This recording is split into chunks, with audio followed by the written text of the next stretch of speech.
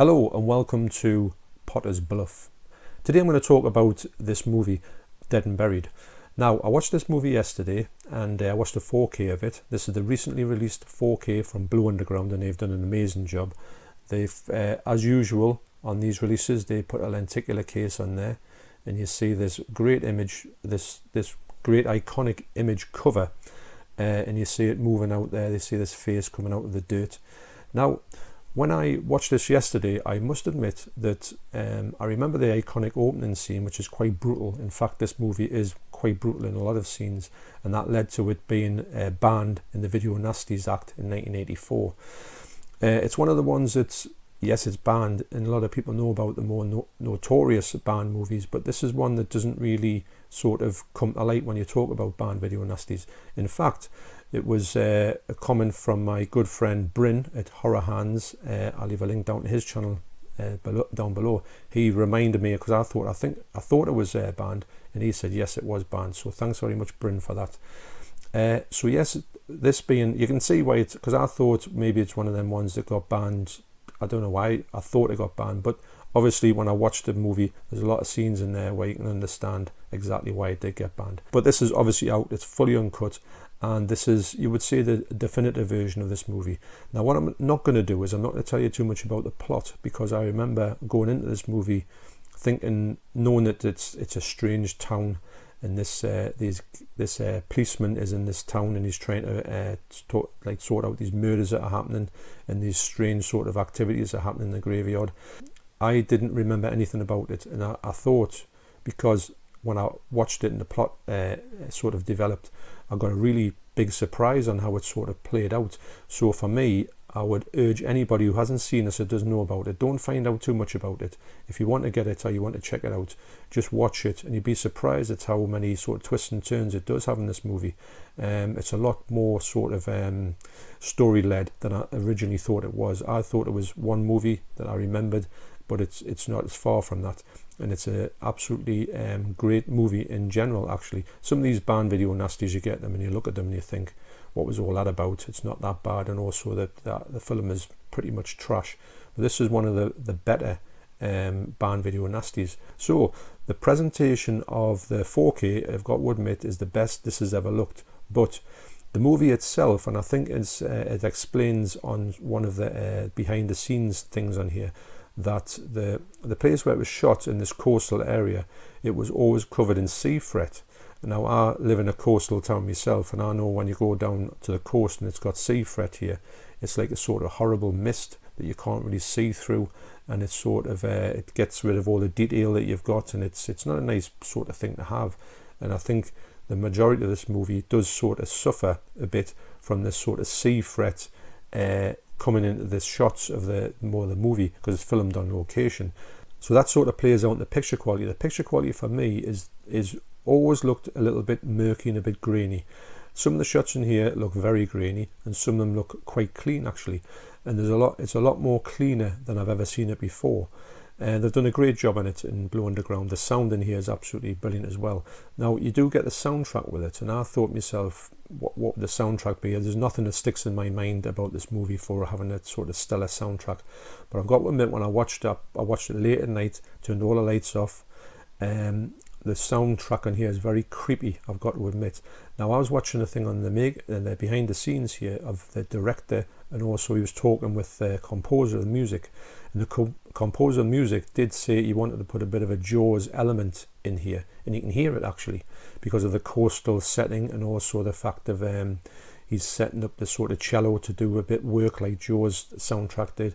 And you can really see it when he says that. I've listened to the soundtrack a little bit, and I've got to admit you can see that. But if you imagine Friday the 13th crossed with Jaws, you've got the soundtrack of this movie, and it's quite good as well. So on this set you do get reversible art, and you get this, it's got a great spine on there, it looks great on the shelf. I've kept the shrink wrap on because that's just what I do, trying to protect the movie as much as I can, the box. So this is the alternative art, which actually it's not that different from the main art. I've got to admit I would prefer to have had the nurse scene in that one, but never mind.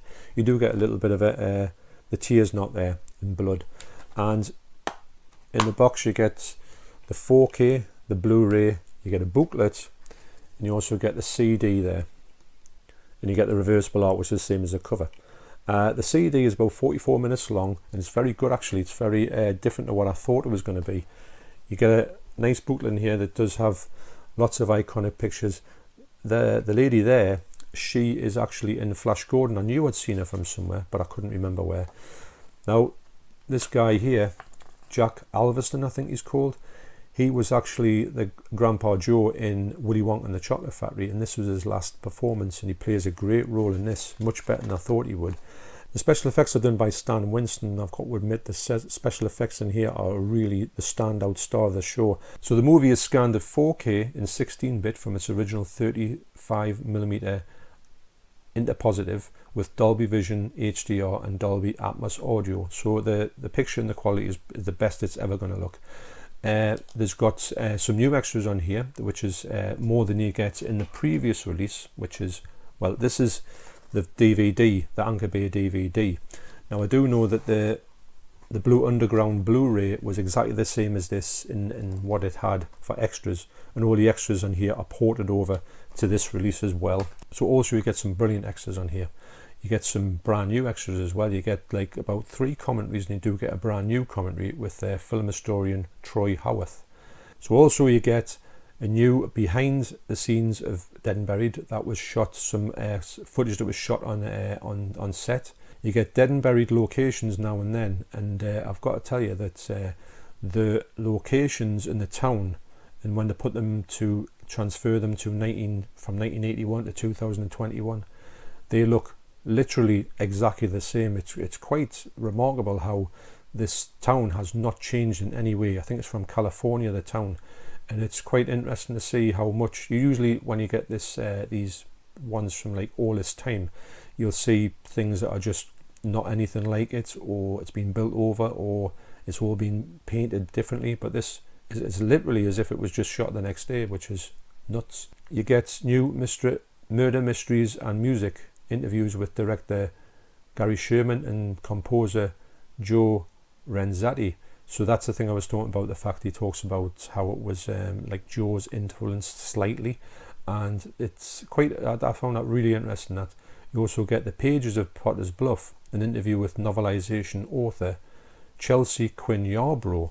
Now, she talks about this book, which I bought many years ago, and it's quite interesting to see how these things came about, these novelizations. What they would do is, this was a script by Dan O'Bannon, I believe, who also wrote Alien. Now, that's one of the major selling points when this came out, because Alien was just a massive hit. So they sort of capitalized on that, and they said, well, let's see what else he's done. So what they did was they would go to writers, and they went to Chelsea Quinn Yarbrough, who apparently said she could write very fast, and they said to her, can you write out a book of this movie? So the book was written and released, and apparently it was a bestseller as well. So that's how you used to write. That's what a novelization is. It's like written after the fact. It's not, this film didn't come from a book. It came from a script, and the script was turned into a book. So it's quite good actually, and tells you about how she had to change certain bits because certain bits from the movie just didn't work in page. So she had to adapt that. So I really enjoyed that as well. You do get things that were on the original one, which is Stan Winston, is special effects. Robert Englund, who was Freddy Krueger, he was in this movie as well, and he talks about his early work. Dan O'Bannon, he was the writer, and he talks about how he wrote this particular movie. And you get theatrical trailers, poster and still galleries, and Stephen Poster's original location stills. That was great as well. So to recap, I've got to admit I had a great time in this movie. It's much better than I thought it was. I thought it was your average sort of horror movie, but it's got a little bit more than that. And it's quite sad that it's been forgotten about. It's sort of put to one side and not really talked about at all, especially in the UK. And I'm really glad that Blue Underground have released this one. The picture quality, like I say, it has limitations, but I think that was from the original source. It was shot in that area where it was just sort of that mizzle was around all the time. Now, there is certain parts in the movie where it gets really sharp and really clear. So it's a bit of a shame that the whole film doesn't look like that, but that's just the way it was. If you buy this thinking you're going to see the usual crispness that you do in the 4Ks for Blue Undergrounds, it's not there, but that's only because it wasn't there in the first place. But it is the best this film has ever looked, and I had a really good time with it. The actual soundtrack is quite creepy. When I watched it at night, I was a little bit, I wouldn't say I was scared, but I was starting to get a little bit, on edge, because the movie has got some quite good scare scenes in it and jump scenes, which you don't usually see that much in old horror films. So yes, I do recommend this a lot. If you want to see the best version of Dead and Buried, I think you will have a great time with this movie. And I urge anybody who hasn't got any of these movies from Blue Underground to go and get some, because they are doing an amazing job. I pre-ordered this immediately, and I will also order all of the pre-orders from Blue Underground on the strength of knowing that I will get the best version of that movie that they can deliver. And I think they are delivering the best ever 4Ks at the moment. So it's one of the labels that I really highly recommend to everybody. So thanks for watching. You take care, and I will see you on the next video. Cheers.